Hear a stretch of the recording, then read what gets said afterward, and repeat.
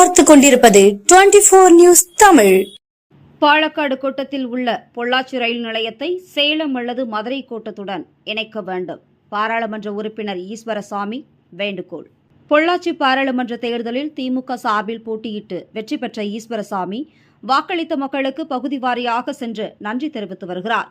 இதன் ஒரு பகுதியாக இன்று பொள்ளாச்சி நகரத்திற்கு உட்பட்ட வடுகபாளையம், குமரன் நகரம் உள்ளிட்ட 36 வார்டுகளிலும் திமுக நிர்வாகிகளுடன் நன்றி தெரிவித்து வருகிறார்.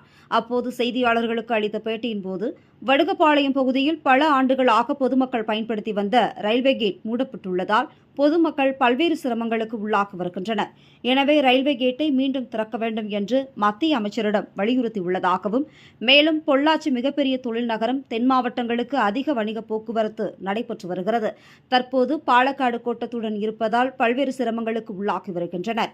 எனவே பாலக்காடு கோட்டத்தில் உள்ள பொள்ளாச்சி ரயில்வே கோட்டத்தை சேலம் அல்லது மதுரை கோட்டத்துடன் இணைக்க வேண்டும்.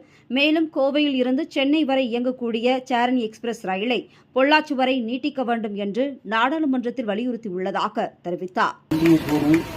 சக்கரபாணி அவர்களுக்கும் நமது மாவட்ட கழகத்துடைய செயலாளர் முதலமைச்சருடைய சார்பாக உங்களுக்கு நாம் கோடான கோடி நன்றியை தெரிவித்துக் கொண்டு தேர்தல் நேரத்தில் சொல்லப்பட்ட வாக்குறுதிகள் அனைத்தையும் ஒவ்வொன்றாக நாங்கள் நிறைவேற்றி கொடுப்போம்.